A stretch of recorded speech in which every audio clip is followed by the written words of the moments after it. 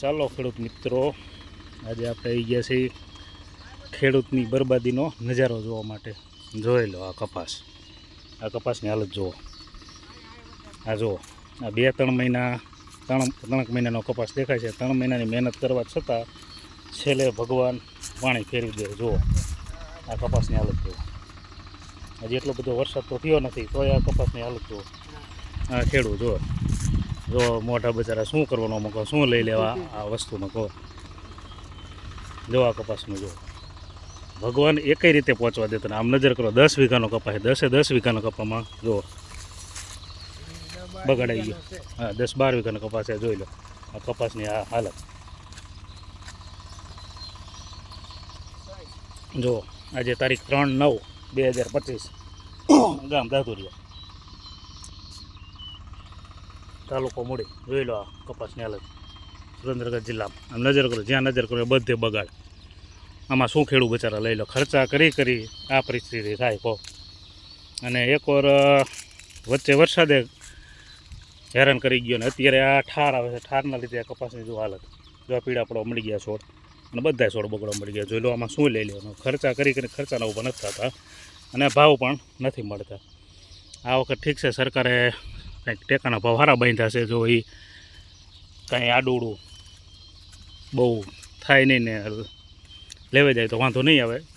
નકે ખેડૂત આ સાલ મરી ગયેલા છે. આમ નજર કરો, જ્યાં જો અહીંયા પીળો જ કપાસ. આમ જો બધી જગ્યાએ 10થી 12 વીઘાનો કપાસ છે, બધો પીળો પડી ગયો. જોઈ લો, આજથી 15 દિવસ પહેલાં આ કપાની પરિસ્થિતિ બહુ સારી હતી, અને છેલ્લા 8-10 દિવસમાં જો આ કપાની હાલત. તો આમાં શું કરે ખેડૂત, માથે ઓઢીને રોવે જો.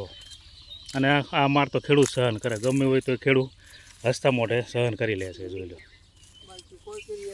કોઈ કરીએ કે નહીં. જોવા કપાસની હાલત આ સાલ. તો આમાં શું લઈ લેવા લાગે આમ જો, બધે આમ જો. ના તો ઓલા જેવું રોક જેવું છે. આમાં શું છે, લુગડાઈ પહેરવા ન રહે એવી સ્થિતિ છે ખેડૂતની અત્યારે. જો લાગે બધે આખું જોઈ લો, જ્યાં તમે નજર કરો એ બધે પીળો પડી ગયો છે ને બધે બગાડ. આ કપાસ સારો હોય તો બધો 20થી 25 મણનો વીઘો રહે, અને આ સાલ 1500 આજુબાજુનો ભાવ છે, વાંધો ન હોય. પણ હવે 20-25 મણ ભૂલી જવાનું. હવે 6-7 કે 8 મણનો વીઘો રહેશે. હવામાં 5 થી 8 મણનો વીઘો રહેશે. આમાં ખેડૂત શું કરી લે કહો. જો આખી પરિસ્થિતિ જુઓ કપાસની.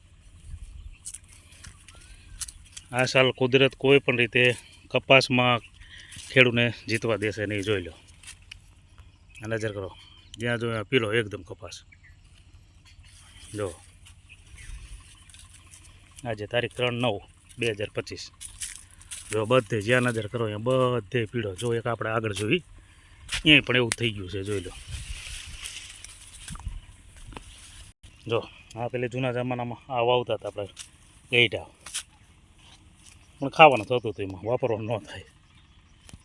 જો આ કપાની પરિસ્થિતિ જુઓ તમે ભાઈ. જો શું કરશું આમાં ખેડૂત કહો. આ બિચારા ખેડૂતને માથે ઓઢીને રડવાનો વારો છે આમાં. જોઈ લો આ સાલ કપાસમાં બધું આમાં ખર્ચાના નીકળે તો નીકળે ને કે નીકળશે નહીં એવી પરિસ્થિતિ છે. જો આ બગડતો જ જાય છે. જો જ્યાં નજર કરો, ખાલી રાહો તો ઠીક હતા. આ 5 દિવસમાં બધો આ કપા આખો બગડી ગયો. હા, 10 દિવસમાં કે પાંદડું નહીં રહેલો. પહેલાં જાણે વરસાદ એનું કંઈ પૂજવા દીધું ને હવે આ ઠાર આવવા મળી ગયો છે. ઠારના લીધે બગાડા. ખર્ચા કરીને આ પરિસ્થિતિ થાય તો સારું ખેડૂત આપણો શું કરે આમાં. જુઓ હાલત જુઓ કપાસની. ખાતર ભર્યા હોય, છાણિયા સરકારી ખાતર નાખ્યા હોય, તોય છેલ્લે આ જ પરિસ્થિતિ થાય. આમાં ખેડૂત ક્યારેય બહાર ન નીકળે.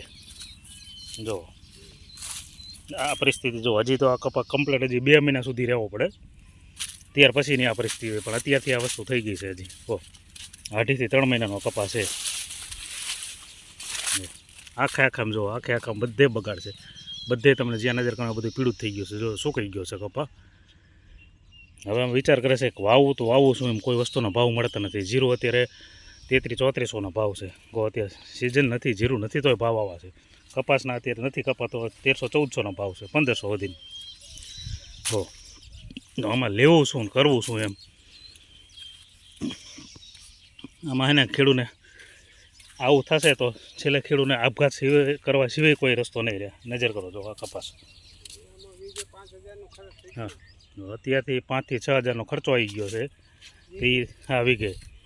તો એ લોકોને આ છાણિયા ઘરના છાણિયું ખાતર હોય એ ગણાય નહીં, કારણ કે એમાં શું છે ઘરનું છે એટલે એનું ગણાય નહીં. હા, ઘરના ટ્રેક્ટર છે એ ગણાતું નથી.